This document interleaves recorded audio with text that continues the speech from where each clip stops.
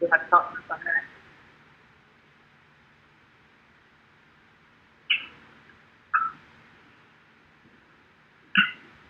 They're right to go.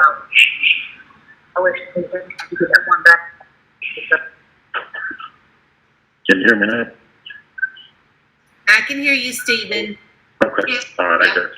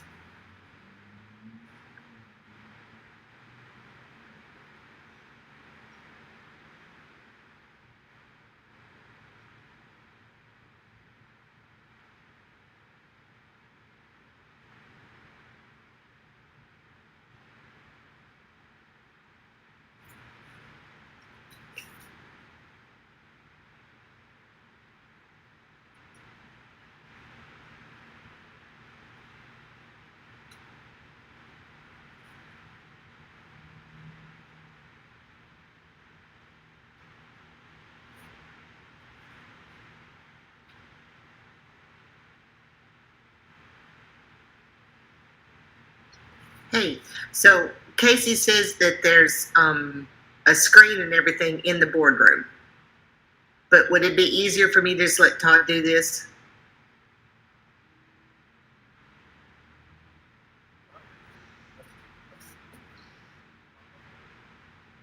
Well, I'm on my phone and that, so let me mute the phone and see if you can hear me fine without the phone.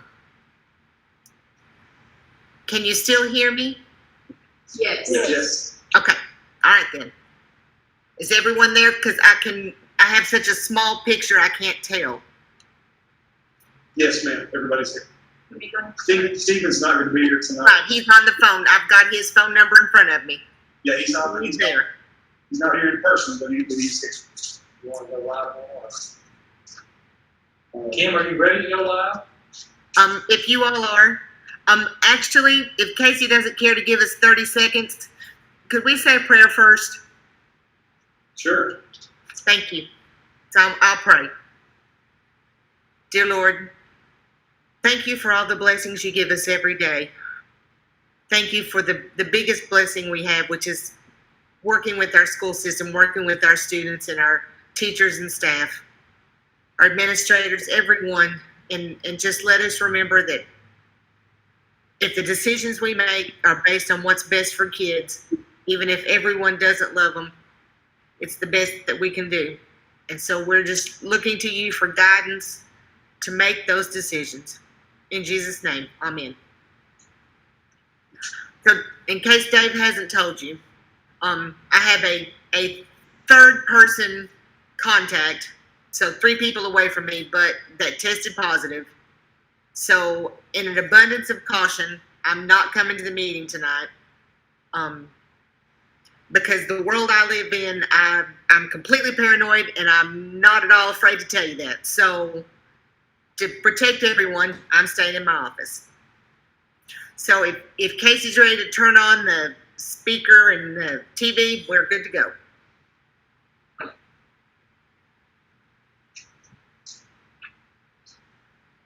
So if you could call us to order, please, sir. Childers here. Burgett here. Gibson here. Corbin. Here. No, there is not here. Not present. I can see him and hear him a little bit. Yeah. Very quiet. There you go. Yeah, I'm here. Thank you. All members present. Thank you, sir.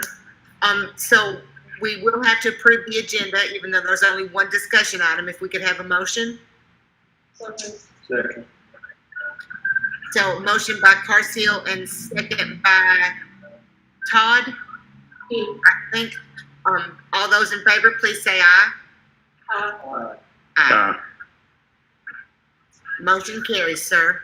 So we're ready for discussion, and I'd like for you to open it. Okay, I'll be glad to. There's been obviously a lot of discussion, and a lot of uneasiness, and a lot of questions around reopening school. But first, I'd like to thank Mr. Childers and Ms. Crowley for helping work through this document that we have in front of us tonight. And the Secretary Board of Education released a Healthy at Schools document last week, Wednesday or Thursday, something like that. And it basically detailed exactly what their expectations were for opening up school. It did not detail how you do that. They left that to be basically a local decision. or they did not detail when to do that. So the way I see it, and certainly feel free to jump in any time, but we have two basic things to do tonight. Is we're going to decide how we're going to open school, and by that I mean how we're going to do this, like where the students going to be, and then the other part of that is when we're going to start. And I took the liberty of having Mr. Daniels go ahead and create a calendar that starts us on Wednesday, August 26th. Obviously, you can move that around if you want to. The reason I picked that date is twofold. We don't usually start with an entire week. We like to start with a partial week, especially this year. Maybe it'd be really good that we do that. And the second thing is that is the earliest date, except for Monday and Tuesday of that week, that allows us to take advantage of the what they call the vote doc deal. That's been in place for about 4 years now. That allows us to have some pretty good flexibility with the calendar, and allows us to basically reduce our number of instructional days as long as we do the same number of instructional hours, 1,062. I can see where that would be a huge benefit somewhere down the road if we get into a circumstance where we're doing a whole lot of NCI. So that's kind of where we're at. There's a document in front of us. You've got a copy of that calendar. You've got a copy of a return to school to parents survey, and you've got a copy of this document here. It has been pared down from 25 initially to 14, and now it's down to 8. And so it's pretty succinct right now. And we can go through that document. If you'd like to, we can hit the highlights. We can talk about one of these documents at a time. Perhaps the best thing we can do would be to start with the calendar, kind of work our way through it, see if you have any ideas on which date you would like to start. Then we can talk about, once we decide when, we can talk about how. Okay, I think that sounds fine. So what the superintendent's proposal on the start date? my recommendation would be August 26th. It's a bit earlier than the September 8th date we spoke about in the June meeting. And the reason I said that was because we still get the benefit of the flexibility. But if you look at the trends and you listen to people to say there's a potential spike down the road, it can seem to me that the earlier we can start and still get the flexibility and get some days in, develop some relationships and get some in-school time with these kids, then it would be much better off down the road. So it's possible if we wait until September, we lose 2 weeks with these kids that we could normally have. So my suggestion would be the 26th, which is a Wednesday, August 26th. Mark, prepare that calendar just in front of you now. I think Mark is at, if you want to talk a little bit about it, Mark, feel free. It takes a 155-day calendar, or 154, I'm sorry, but it does encompass 1,062 hours. This particular calendar has the exact same format as the calendar that was approved earlier in the year, starting at a different time. The one thing that I would ask you all to consider and talk about, because I've had questions about it, and folks, would be fall break. This one does have a fall break built into it. If you chose to, you could shorten that. And it would be 2 days, 3 days, not do it at all. You could leave it just as it is. But again, that's under your purview. So that may be a good place to start. But that can be adjusted though later. Just see how the year turns out. Right? Yes, it can. Certainly can. And just so you'll know, in the commissioners' meeting yesterday, he reiterated again that MCI days look to be unlimited if we need those, and then the kids are if they happen to be in some kind of a hybrid situation where they're going partial time in person, partial time away, that time would still count as far as ADA is concerned. So if we ever get to a point where we have to go back home, all that has already been taken care of for this year. So basically, it would increase our day, I think, 35 minutes, Mark? 35 minutes, yeah. Our school instructional days are pretty long as they are right now. So once I started doing the calculations to get to the requirement with this variable instructional calendar, we're only talking about 35 minutes of adjusted time, which that's not bad. So for those reasons, that would be my recommendation. One thing I didn't need to say too, because I had a board member too ask me to say this. If there's folks watching, you may know, so we don't have masks on. We are socially distanced. We'll may not look like it on television, we're further than 6 feet apart. So I didn't want people to think that we were blunting our nose at what we're supposed to be doing. But we've got to answer your questions. Marcus here, he's the expert as well. And I've talked to some local districts in our area, and all of them will be starting either earlier than this, significantly earlier than this, or on this particular day for those same meetings. So, I do believe we need to think about and discuss the fact that we need to bank as much time, instructional time in this semester.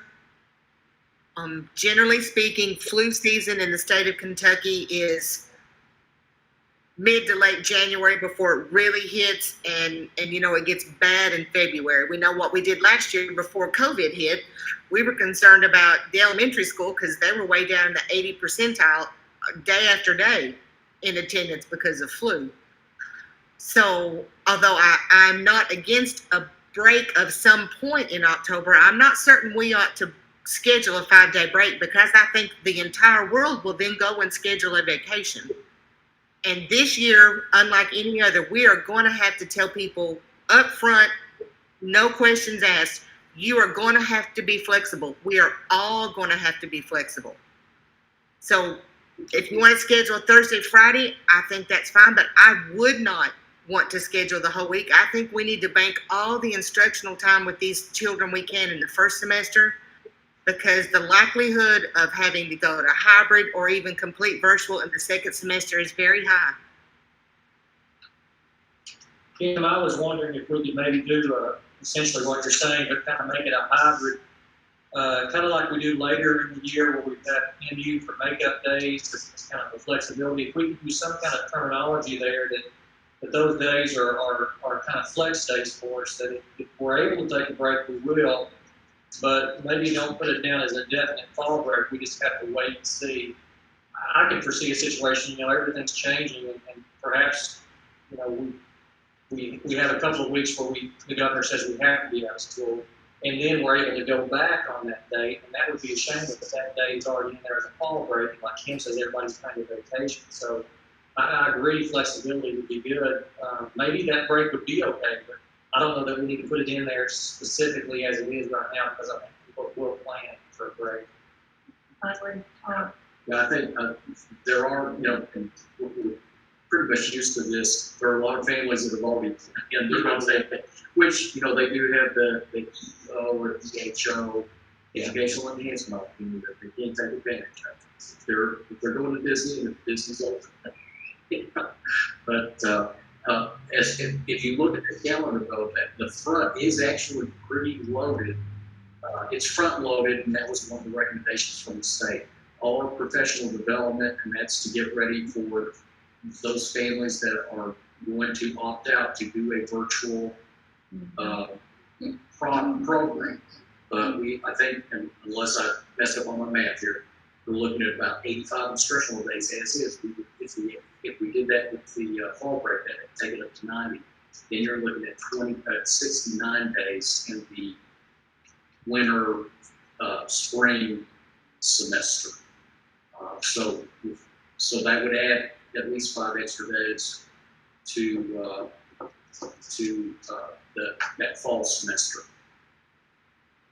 I don't know that there's a way for you to do what I would suggest anyway. Is there a way to make it a hybrid without? Well, you either, according to the state, you either go or you don't. And so. But could we not designate those days? Because obviously we couldn't go back and do them once those days pass. But if we get to that point of the week prior to fall break, and we haven't missed it, and things are looking up, it looks like maybe the trends are going in a good way, we could potentially make a decision whether it would be a 2 or 3 or 5 day, if you wanted to do that. How would you code those days if that's something you wanted to do, Mark? Those would just be grayed out on the calendar. I mean, if we took them, then we code those as MU days. Let's make that days, and then we would note that if at that point in time we needed those to be makeup days, we would just plug them in. Yeah. And we've done that. We did that actually way in the past several years ago. Which would extend our calendar at the end by 5 days if we use them then obviously we wouldn't do those days. You're talking about the spring semester that it would extend, right? Yes, and if you look, we're getting that pretty early anyway. Kim, I think your point though probably needs to be discussed as well. I mean, and the reality is that if we give them a week off, they are probably going to go places we don't want them to go. So that's the second part of that same equation. We can make it happen on the calendar. It's not going to hurt us at the end. But whether or not we want to put that in there for that reason, then that would be a decision we need to make. But there's going to be a whole lot of them that are going anyway. I think Mark's right. That probably are. A lot of folks have to tell in January they're going somewhere, but we can do it either way, or we can plug in a 2-day now and say if things are going really good, then we can make it a 5-day. However, So I wish really no hybrid. It is or it isn't, basically. it is or it isn't. We don't really have to make a decision whether we're going to be. If we have to cover makeup days right now, just for informational purposes, but they would not be used if we did not miss some time up at that point and things were looking good. If that makes sense. Yeah. And it does. What I'm thinking though is we've got kids who missed 3 months of school. Giving an extra 3 to 5 days in this semester is to their benefit. Because at the end of the day, we're about giving children education, not days off. And I understand that people probably already have it scheduled, and we have opportunities built into our policies that allow for that to happen. But I absolutely just think it's an invitation that a lot of people would not go, except, well, it tells me I've got 5 days off. If it's only 2 days, you'll still have some people who will decide to go on a long trip in a faraway state. But if you've got 5 days off, which is really 9, because you've got the weekends on each side, then way more people are going to take that opportunity. And it's about choice. And in this year, more than any year we will ever see, and I hope to never see this kind of choice again, for us to have school, kids in the seats in the school, it is going to have to be a community partnership. Our parents, our grandparents, our neighbors, everyone is going to have to put the needs of students ahead of their own and make decisions based on how to keep our students and our teachers and faculty well so that we can have school. It's that important.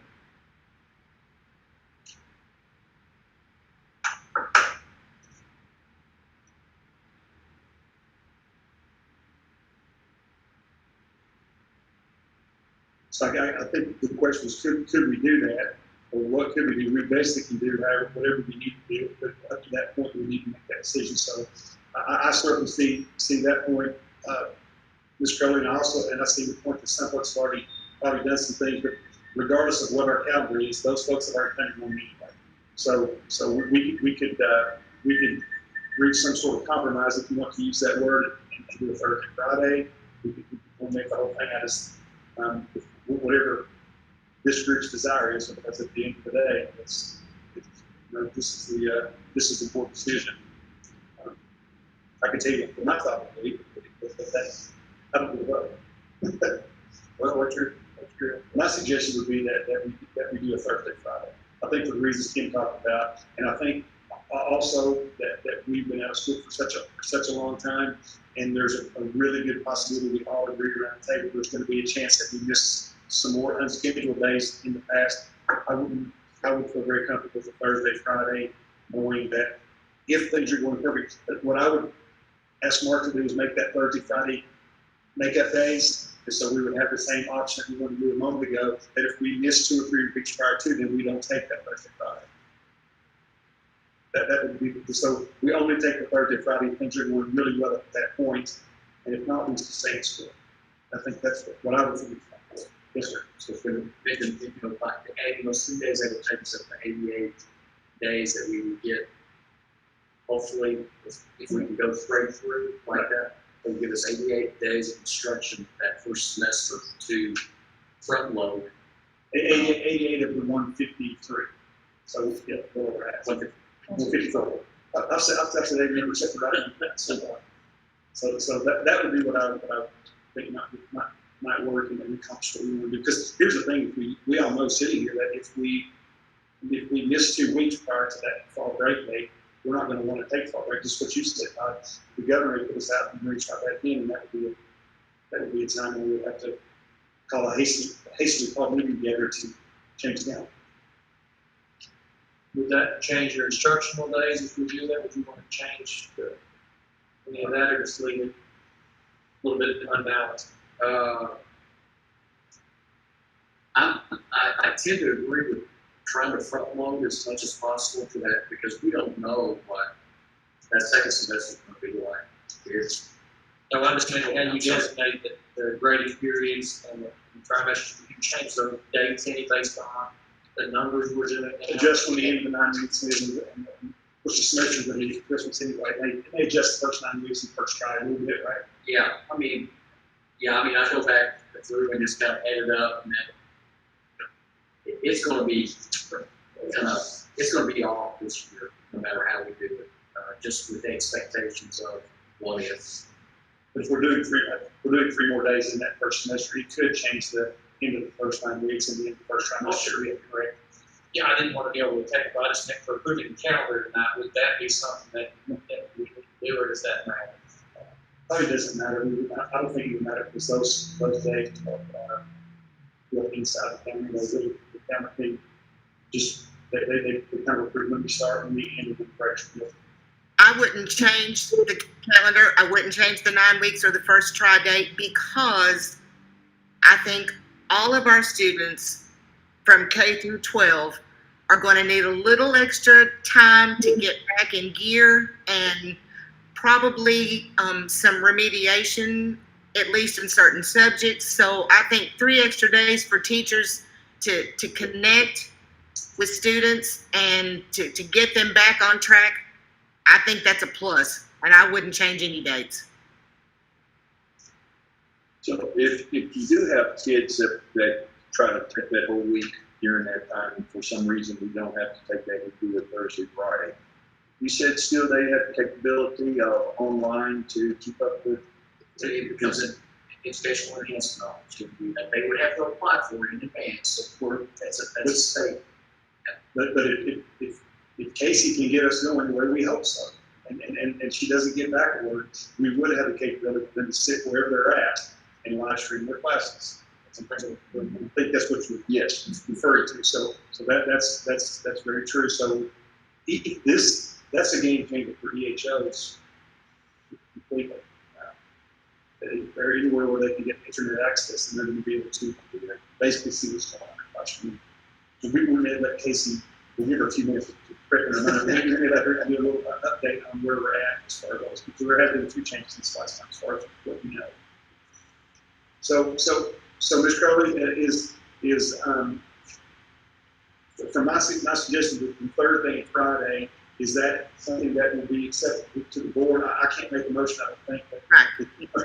Is that something that would be agreeable? And if so, then we could make those makeup days, correct, Mark? And with the note that we won't use those dates unless we need them at that particular time. If things go well up until fall break, then we would just have a 4-day week. And then also that 26 gives us time to do like the. That was secretary, yes, sir. Yeah, I talked to Cindy about that before we left, and we had all the principals in this weekend, and talked to them as well. I think the one thing that the board was adamant about is that they want the boot camps, they want to be able to catch these kids up as much as possible during that month, and possibly we can get some new kindergarten kids in for some reading camps or whatever. If we start on the 26th, is that going to shortchange any plans for maybe everybody in plan to be going by the 26th next month? And we've already started hiring those folks, so I know that process is well along the way.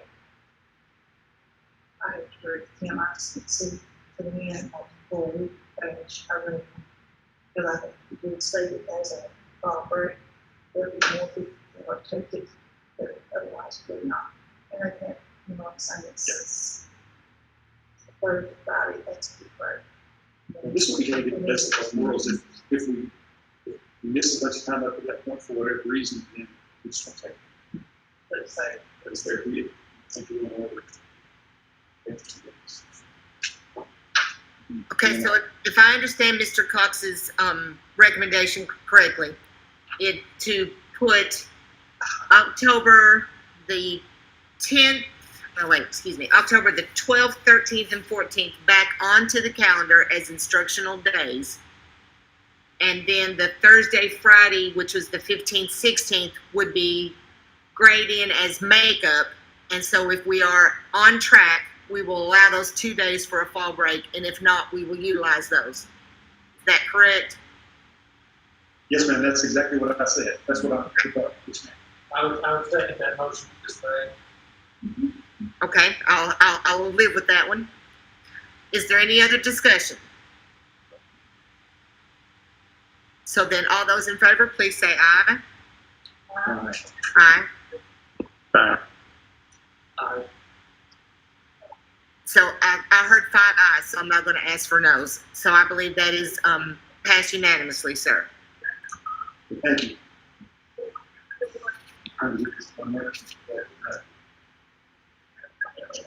Did you get that number? Thank you. Okay, the second part and we just so you know, I would love to be able, with your permission, to send this document out and after it's paraphrased a touch more to the parents so they know exactly what's going on. I think it's really important that they know all this, the links that we're going to go to, that's both mandated and non-mandated, that we're going to go to try to keep our kids safe. And so this document does a really good job of that. And again, I know Todd spent a lot of time on this document. I do appreciate that. Kim, they had kind of reverse roles, so I kind of wrote it. Kim was the preacher this time. It worked out. It worked out well. It's a very comprehensive document, and it does take in all of the parts of the Healthy in Schools document KDE release. I actually paraphrased that one last Friday, and we were going to attach that to this as maybe an addendum or an appendix or something when we send it out. But we'll also attach this parent survey to this, so when parents make a decision whether their kids, or at least a pseudo decision whether their kids are going to opt for the virtual learning option or come back to school, they're going to know what they're signing up for by looking at this document reading. I think that's pretty fair for them. So we can go over this document. It's pretty long, or you've had it in your hands for a little bit now. You can take a look at it, ask any questions that you want to do. Whatever is your pleasure, Madam Chair, and any board member will be glad to try to look at it and if there's anything that needs to be clarified. Basically, it says this: we know that in-person education is the best way for kids to learn. That's the board's decision, that the board's desire that we have kids in class, in person, as much as that is safely possible. Here's how we're going to keep them safe, and there's a litany of things that we're going to do, and I'm sure this will be a living document. It will be changed as we go along. There will be things that we realize are maybe not as good as we can do things, and maybe some things will add to this. But, whatever is your desire, we can be sure to go through it. What I got from it when I read it the first time was that we clearly want to get kids back in classrooms in front of teachers, and which I think is part and parcel of this as well, is that the technology behind the scenes is also changing on a daily basis. We're doing our very best to accomplish live streaming from every classroom as quickly as we can. And that's something that I really appreciate Casey working on for us. And I know.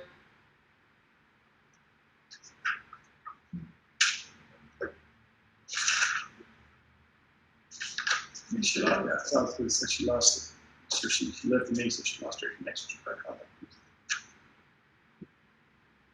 But since Mr. Hammond is here, the one thing that the questions that kind of came up at times. Are you back, Kim? I accidentally jiggled my Google screen and it left me. Okay. But the one thing that I really thought we might need to add to the introduction is at the very beginning where we say safely. because somehow we have to engage people into the positive aspect. And I know it's hard to think of it as a positive, but the positive aspect that wearing a mask is allowing us to circumvent the 6 feet guidelines. That's what the WHO, the WHO, World Health Organization, the CDC has even come out in their safety for schools. I read through the American Federation of Teachers plan to safely reopen America's schools today. I read through the National Education Association all hands on deck initial guidance regarding opening school buildings. They all talk about the positive aspect that wearing a mask is allowing this to happen. And so, again, like I said before, we have to engage all of our community, not just our teachers, not just our staff, not just our parents. All of our community has to be engaged in this, and we have to model this behavior for them. And the thing that several parents have asked me, and I'm not certain how we should address it, but several parents have asked me, what is the teacher to do if a student says, I absolutely will not wear the mask? Now, I know that there is guidance about students who have health issues in wearing a mask.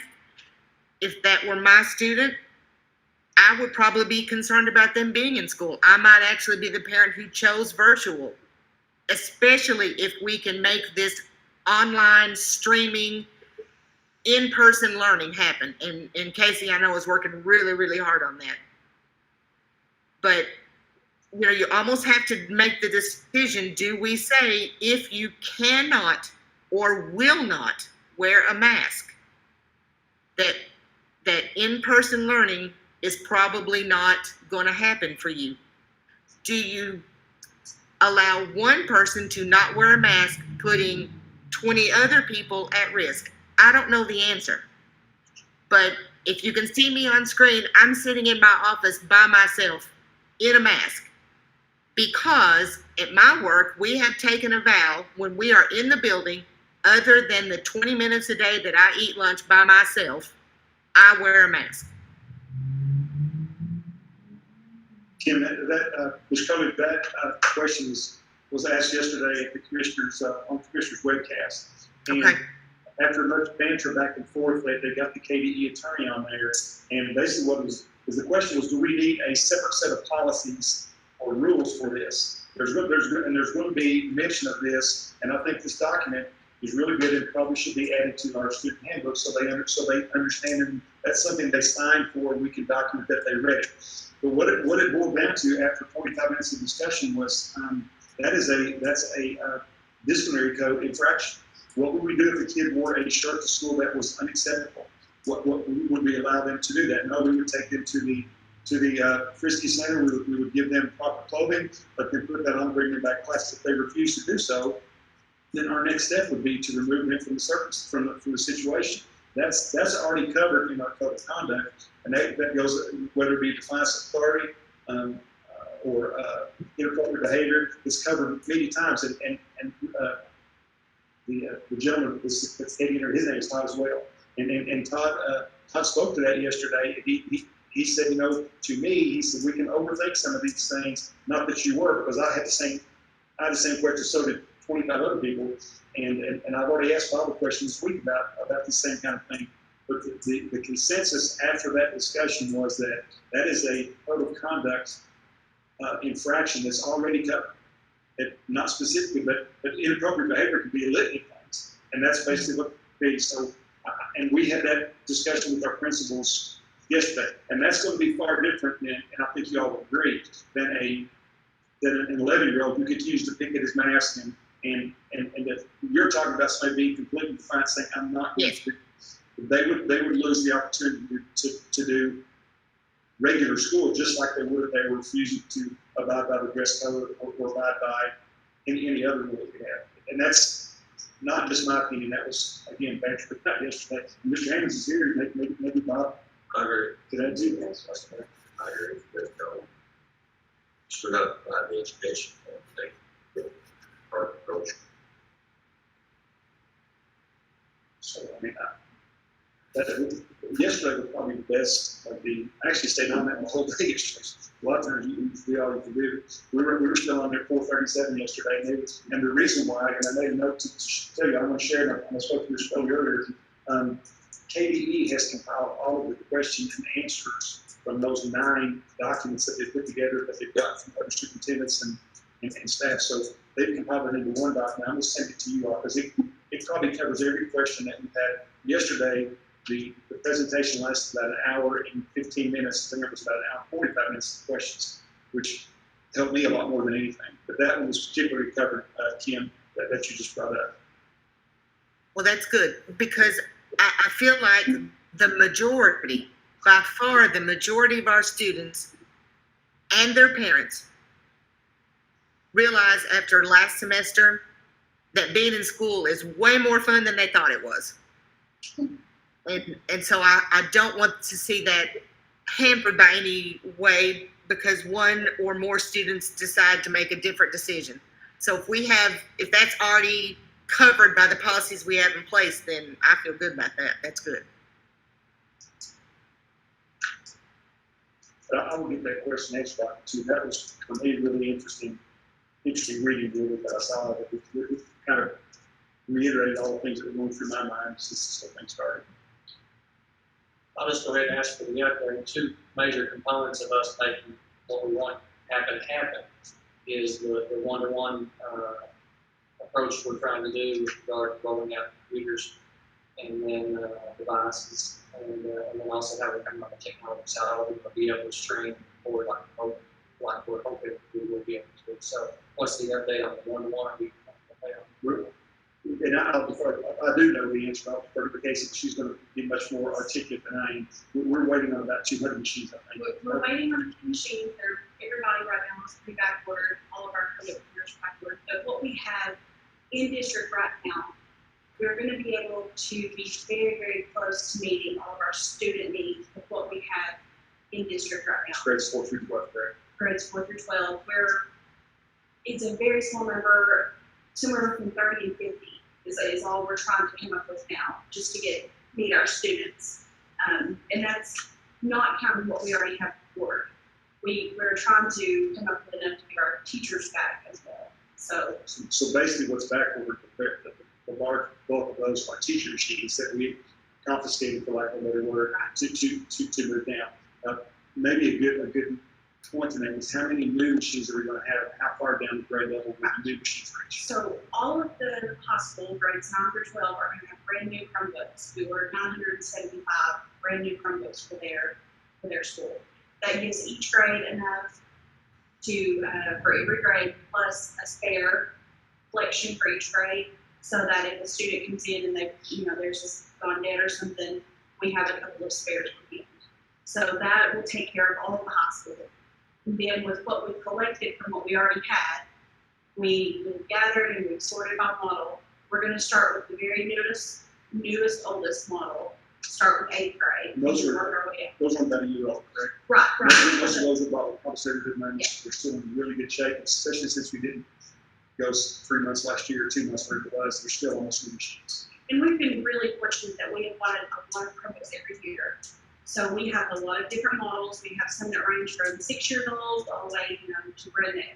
So we're going to start with 8th grade, the newest ones we have, to work our way down, trying to keep every grade level the same model. Just so that's easier for us, that's easier for the teachers who are trying to help the students. So by the time we get down to grades 4, 5, and 6, it'll probably be a mixture of the oldest ones we have.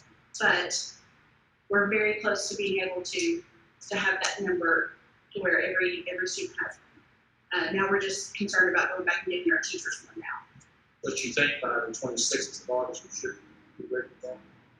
The ones that are back ordered, they told me will be delivered mid to late July. So I'm hopeful that August 26th, we will have plenty of time to get those in. And so for the students below grade 4, what is our plan for them to go virtual learning if we have to go that route remote? Is it for them just to use their own devices at home? They can use them. No, go ahead. 3rd grade is pretty well. They have a lot of Chromebooks as well. They're not completely one-to-one yet, but third grade has a lot. So it would not take very many to get them That's our point. one-to-one. The is to go on down to third grade. If we get to 200, we're going to have enough to allocate spares with teachers and machines and get really close to the third grade. But we would like to third through. And then the rest of the grades, Cindy and I had talked about including on the parent survey, asking parents of grades kindergarten through second, do you have devices at home? If you do, are they capable of doing virtual learning? And once we see those numbers back, we'll have maybe a better understanding. But we can always do the recorded option if those students can't be live. Their teachers can record.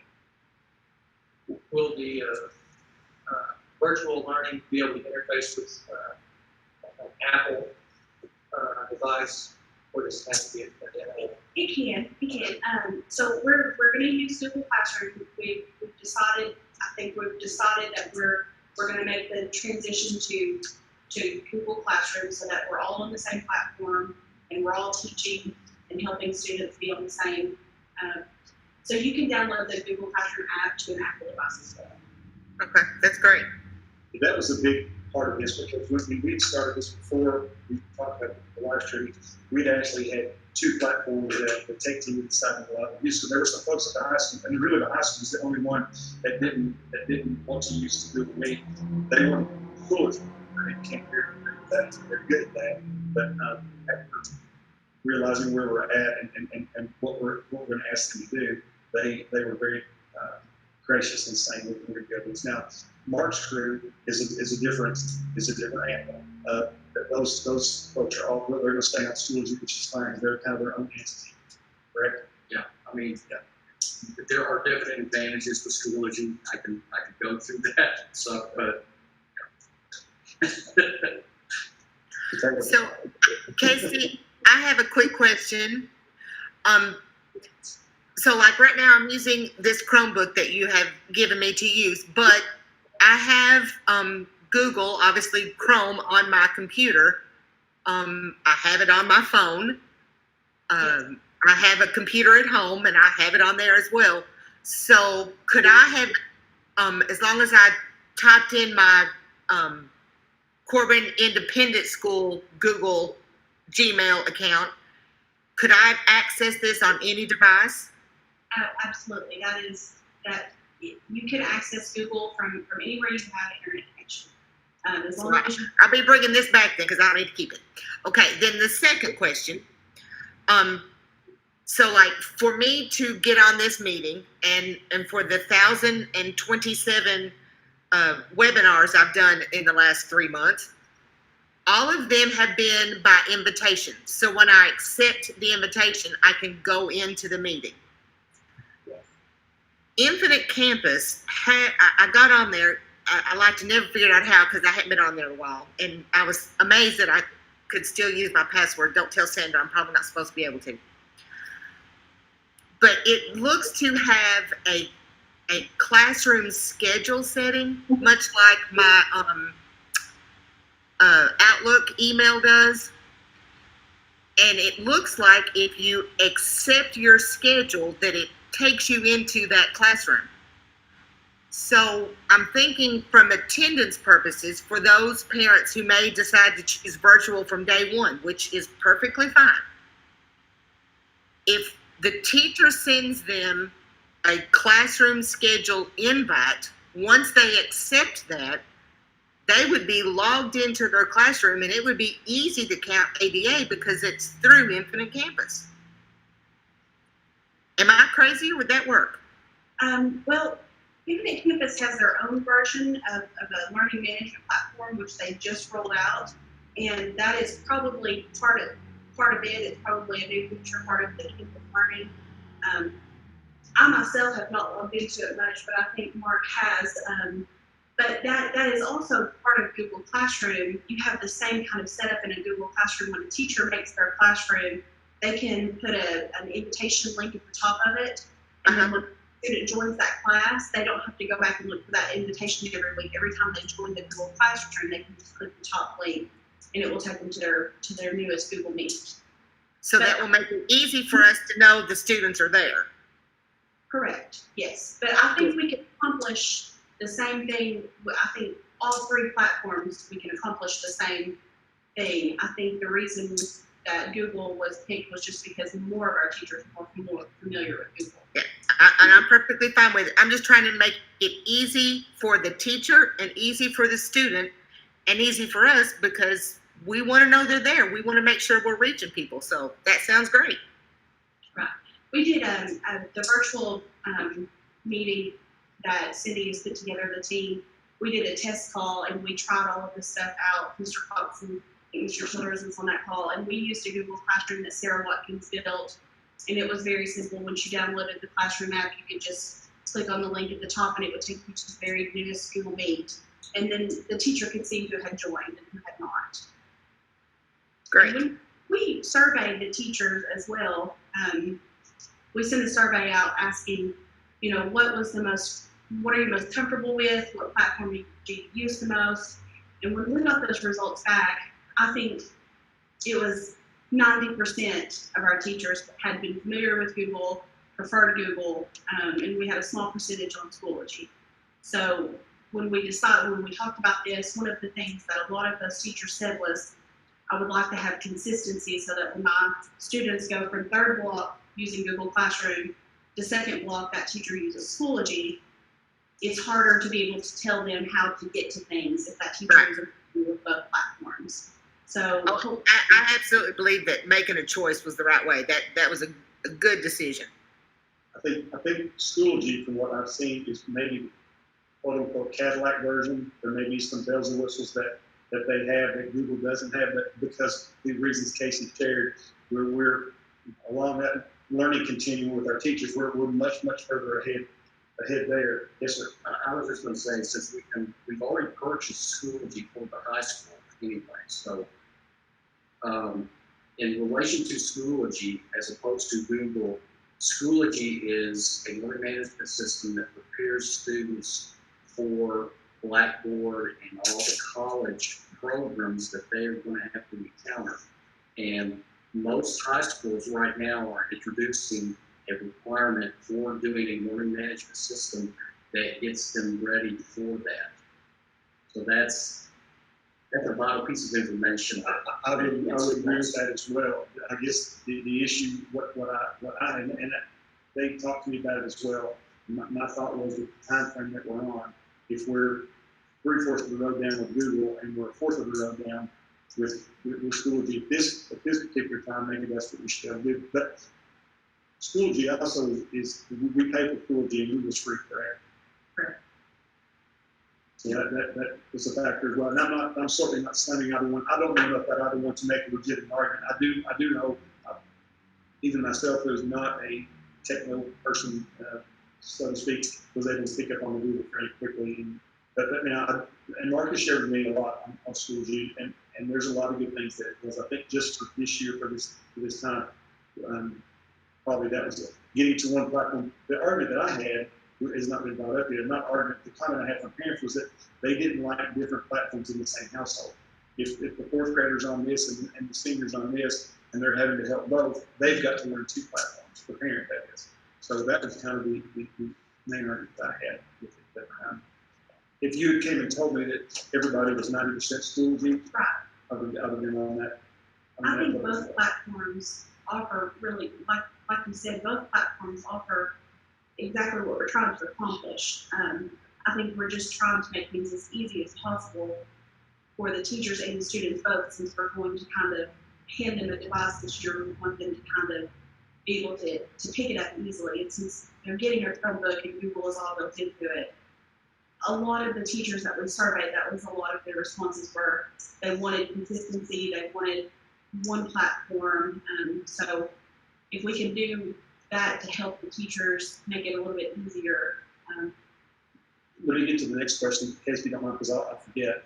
The second part of that technology was the cameras. I mean, that's the hover cams. That was the other thing that we felt like we had to have it, that we do have to have, in addition to the devices, which are going to put everybody, with the device in hand. Let's talk a little bit about the hover cams and how short we are, which classroom Schools are not. There are classrooms at the high school and classrooms at the primary school who do not have covered cams right now. And there were about 85 classrooms total in our district, which is not that bad if you think about all of our classrooms. We had already outfitted all of the middle school and all of the elementary school and some of the primary with it. So we are short about 85 covered cams, which I threw together a spreadsheet booster box with some suggestions of things that we needed for this to work. And that is definitely one of them. That way every classroom has a webcam, a microphone, and a document camera all built into one class. And like I said, we had a test call and Sarah Watkins used it and it went very well. I was going to ask you about that too, and it's my last night. That was a side view. Would it have been possible for that to move that hover cam to the correct view if we wanted to do that? Was that just because of It was just the cable link. the cable link issue?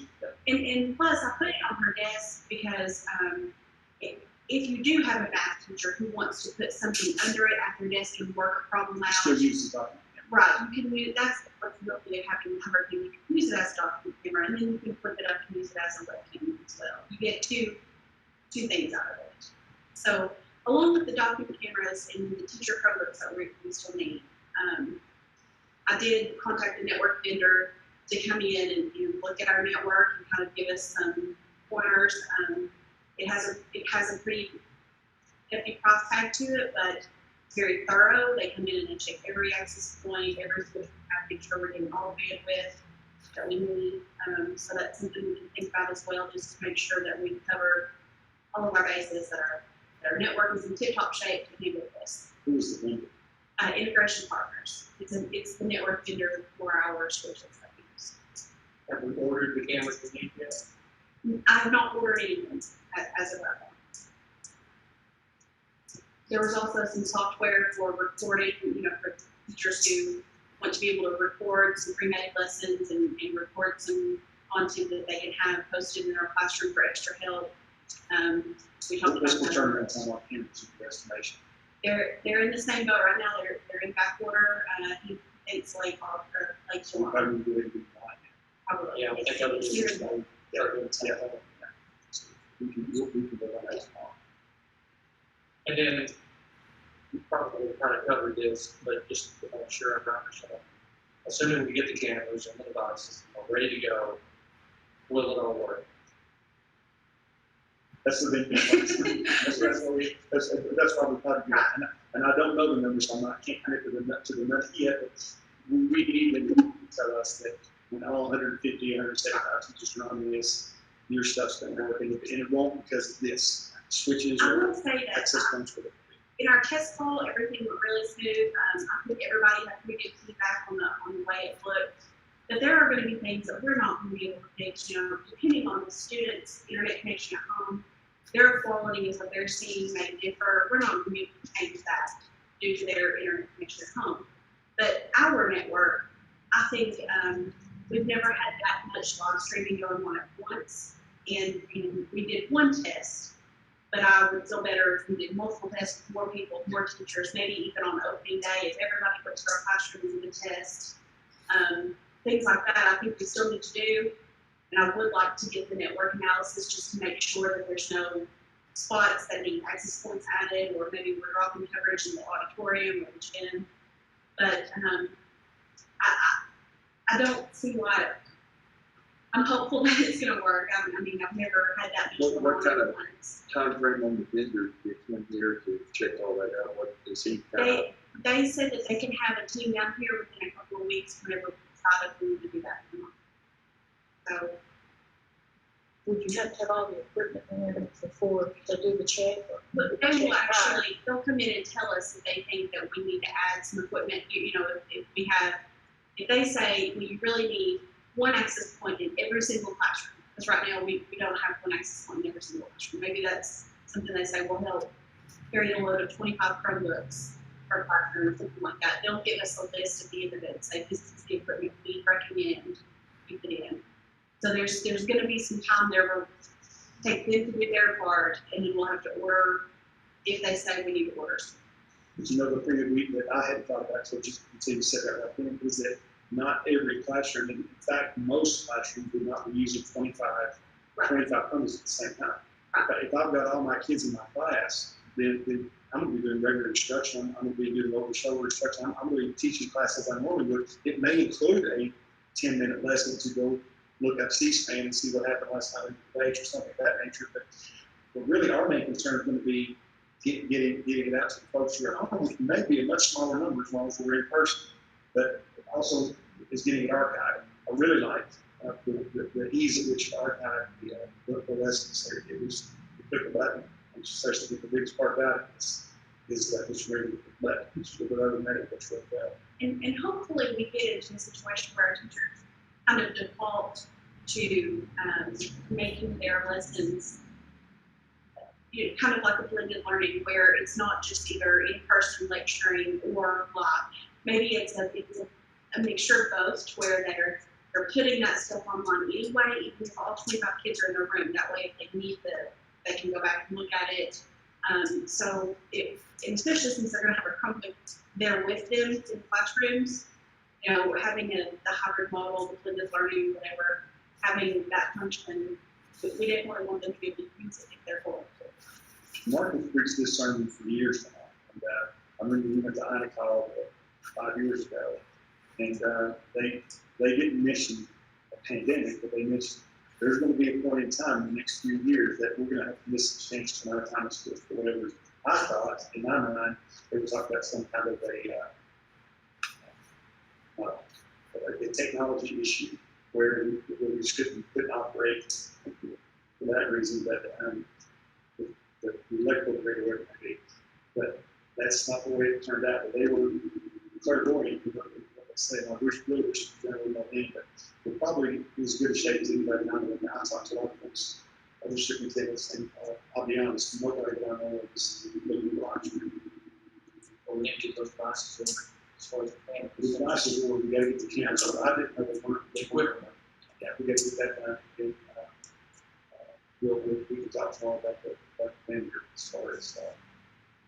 I think we're in a very good shape as far as we have, you have a projector or a board or panel, something in every classroom already. You have a sound system in every classroom already. Every teacher has a desktop with internet capability. We have a lot of that in place. Just the few cameras and making sure our network is in tip-top shape. So Casey, and I absolutely believe we should go ahead and order the cameras, and Mr. Cox can make that decision, but I'll nudge him that direction.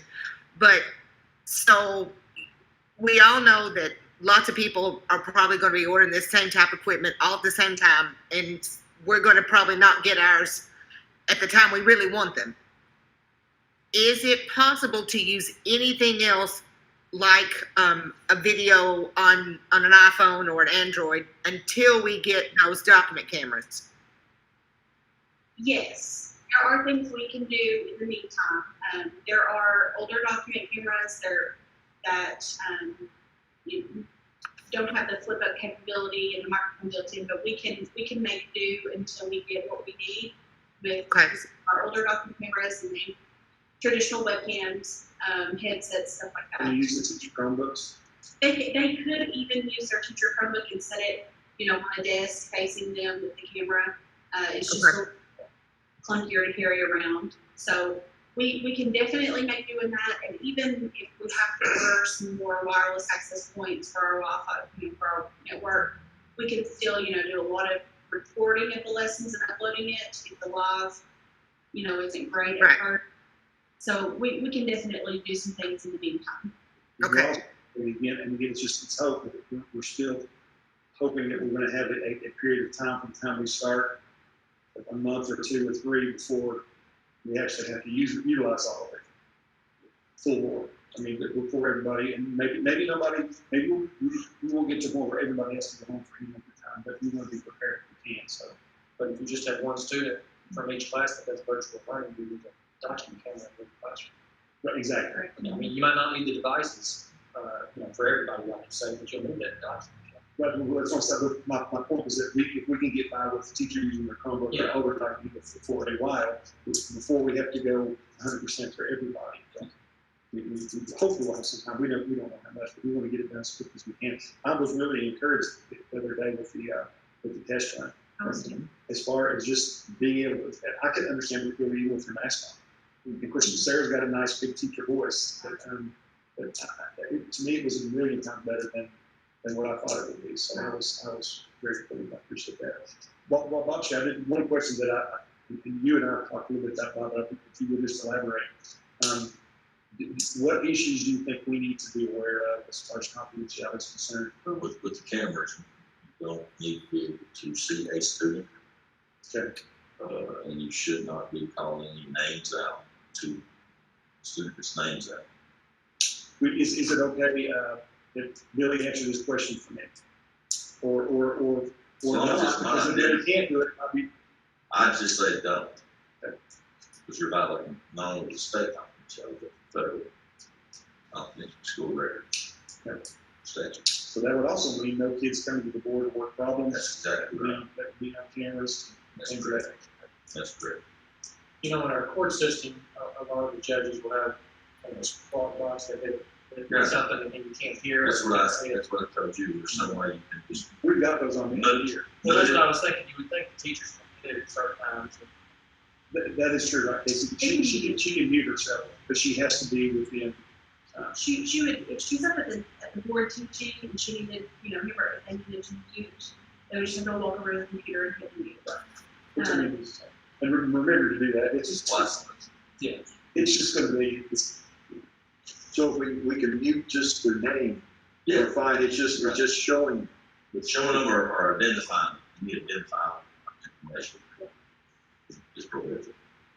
So if that So, happens, What I would suggest that we recommend to our teachers, don't try to remember to mute, because you won't. I've done it myself too many times. Every student needs to have an assigned seat in each of their classrooms. Same student, same chair, every class, every day. So if you're in Miss Sarah Watkins' second period class and you sit in the second row, second seat, that is your class. That is your seat until you're no longer in that class. And so she looks at the person's second row, second seat and says, second row, second seat. Because you know who you are. That's where you sit. You can't tell them to try to mute because you forget. I do it all the time. I forget to unmute. That happens too. I'm in a big conversation with it's a big tail and nobody's heard except me in my mind. Thank you, Casey. I think that and that's kind of what we do. So When do you plan on getting this out to the public, to the caregivers? I'm going to paraphrase it tomorrow, send it out, and let you folks take a look and make sure I haven't made any egregious errors or typos or whatever. And I'll let some of the folks here rip it as well, and then I would love to get it out. First thing Friday morning. I think actually you need to approve this document as we get Yes. understanding that it can be summarized or your discretion. Sure. Because I think you need an official document in the minutes. To answer your question, I'd like to, I think I'd answer that. I will have that one before we leave. We'll have this we can look at. And I would like to attach the survey and calendar with it. That's appropriate. If you would consider that one change, I suggest to just consider that. It's up to you. Oh, yes, I will. The survey. The survey. Yeah. I'm sorry. So, Mr. Hammonds, do we need a singular motion to approve all three of these documents, or do you want to do? Well, we already actually approved the calendar, so we need another motion then to approve the document concerning how we're going to reopen school and the parent survey. Yes, policy on reopening schools this fall and the survey. Need a motion to approve those two items. I make a motion that we do. For Second. something. Is that separate item? Together, you'll do it. Perfect.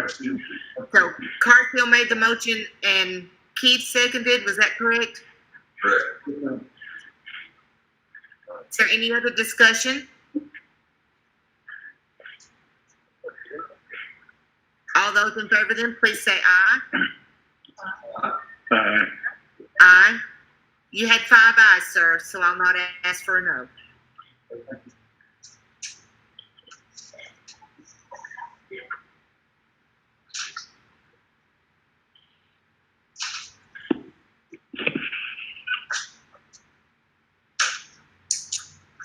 As far as I have no other comments other than to say that, just by way of making you all feel a little better about this, and I think making the point that Cindy and Ashley, Casey, and Jane, and her whole crew, and that technology team who participated today, have done a really good job. They also have 37 sessions, I believe, set up for our conference this summer, the vast majority of which are all geared towards virtual learning, virtual teaching.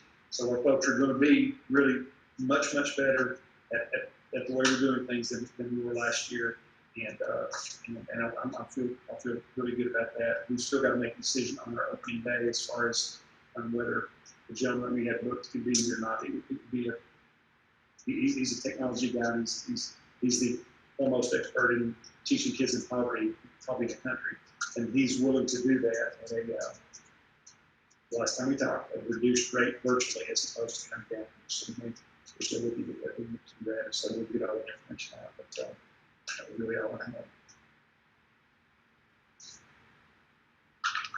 Any comments from board members? Now, I just wanted to ask possibly when we come back from school, how are we looking? Are we looking at all 5 days, or just the Monday, Wednesday group, Tuesday, Thursday group? How are we? This document talks about coming back. I read it. Yeah, I mean, all 5 days. that's kind of what I got from it. Okay. And that was just shifting gears, and again, I had confusion on my part, and that means, and just so you know, not that it really makes a difference, but we do collaborate with our neighbors really well. We get on well with Knox, we get on well with Whitley, and Williamsburg, and Lawrenceville. All of those, to my knowledge, now Whitley hasn't made it official yet, but I've spoken about are going to come back all 5 days with every student. The only people that I know of that are going to a hybrid kind of schedule initially is Pulaski County right now, and again, don't quote me, that's just what I'm hearing. But I have personally spoken to these other districts, with the exception of Williamsburg and Johnson, that he felt like they're doing the same thing. So John hasn't made it official yet, but I think they're doing the same thing, which, people in this close community, they do prepare. And after looking, and reading through this, that's kind of what I thought that you implied through this document, which will probably be better in the long run. Be less confusing to the parents. It's less easier confusing to make the schedule. Teachers, the students, everybody, scheduling, everything. And then especially after that distance change from 6 feet to 3 feet, giving us a possibility. That was the game changer. That's the game changer. When that document came out, I didn't see it coming, but when I think back about it, I should have, because they initially came out saying that you could transport about 10 kids on a bus because there had to be 6 feet between them all. Within the outcry, because of that, within a week, they changed it the next time, saying, "Oh no, you can load the bus completely full as long as everybody wears masks." So there was, I should have seen it coming, but I did not, and got up on that. Then that rabbit hole as far as the hybrid, and that, again, I think nobody's saying that's a bad schedule, and I would suppose that perhaps this could get to a degree where a hybrid schedule may be appropriate, but I think most folks are going to say we're either all in or all out. That's just a lot better way. And the one thing that I would send in my little letter to the parents saying, here are the documents that we want you to read, just to kind of reinforce that this is a community engagement. We need everyone's help. We need adults modeling the behavior that masks are important. And that the one thing we have to all know is in this coming school year, our first name is flexible.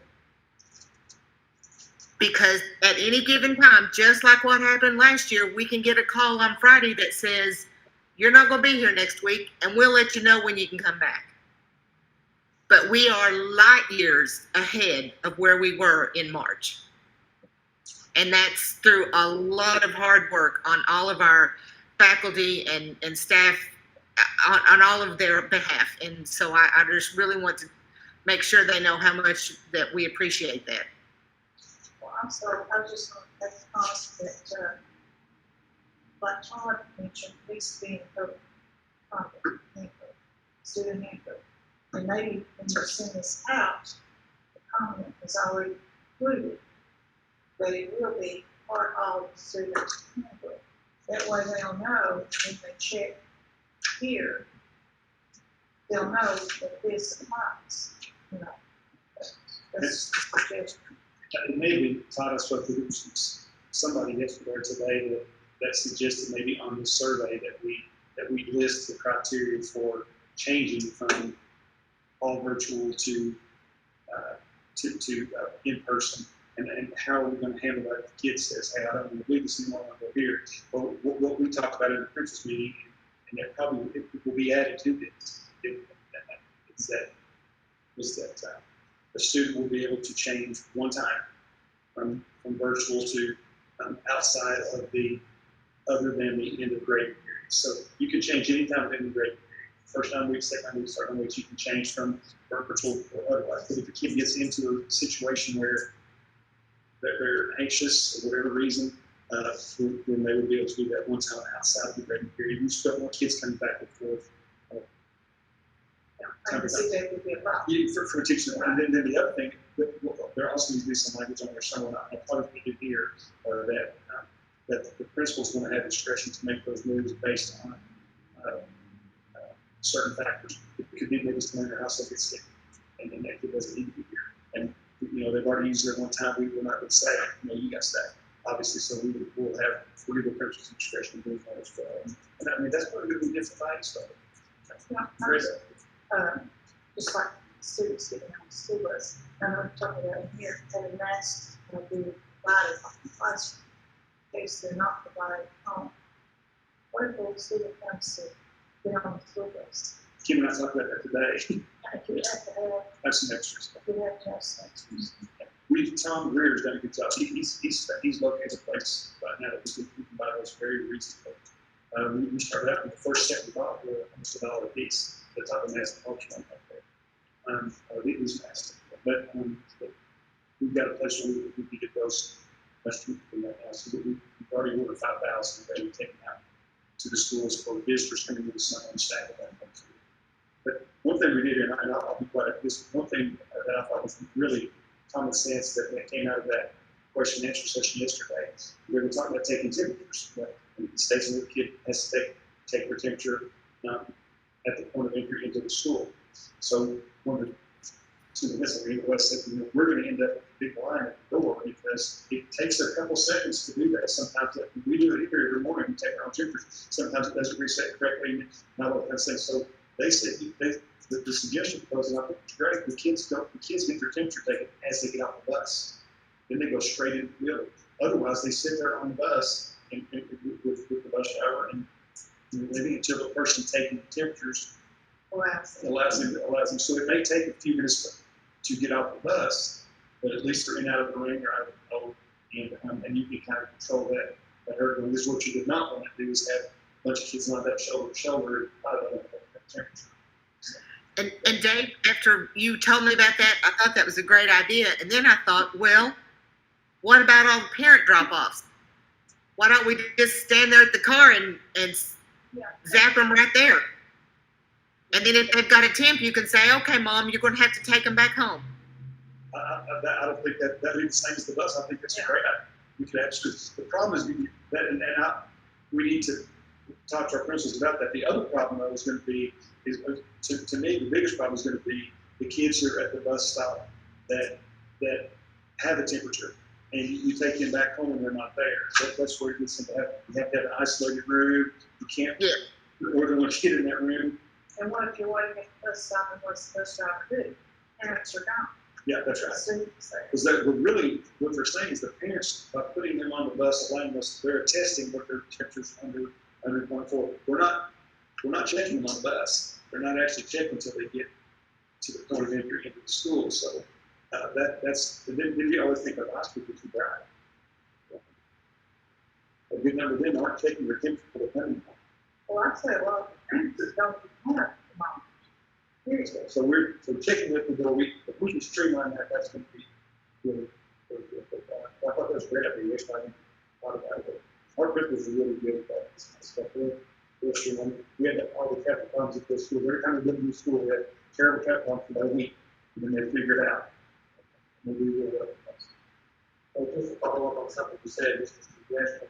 Our parent survey, when you've got a current reward, is really just two choices here, the end goes to the first. And then you mentioned maybe district level, adding to our policy, here's what we're going to do, it's going to be kind of a hybrid, kind of go. I don't know that I would say it that way. I think what you said at the beginning, I swallowed that up anyway. Why don't you just say hybrid schedule and just leave it at that, and then let the principals make the decision. Because you're already going to give that discretion anyway, so rather than putting a lot of different verbiage in there about a district-wide policy, just leave that up to discretion. Just a suggestion. And then we're kind of going back and forth between hybrid coaches. Yeah, however you want to say that. If the principal needs to let a student go virtual for a while and then come back in, just be up to the principal. That's the hybrid situation. Yeah, I think that's fine. They know the circumstances that they it's easier to write. It may be different at the elementary or the primary than it is with most part of the hospital. Anyway. It's probably not kind of hard to see. Yeah, just like the principal like that. It's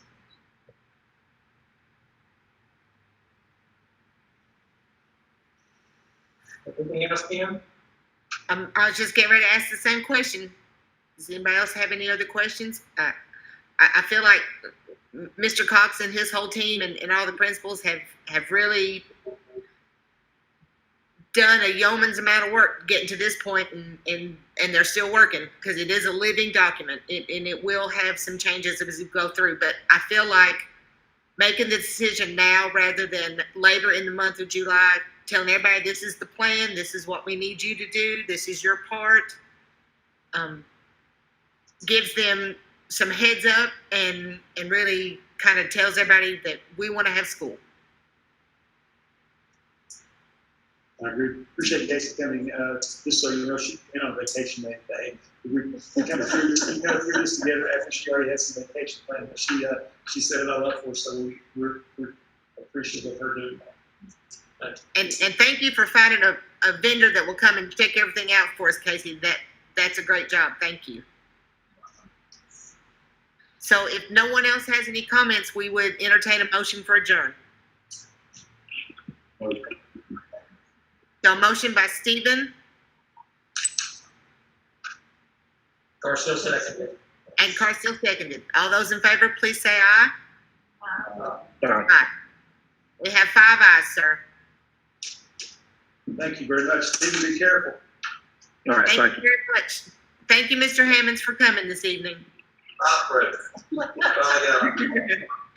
Thank you, Casey.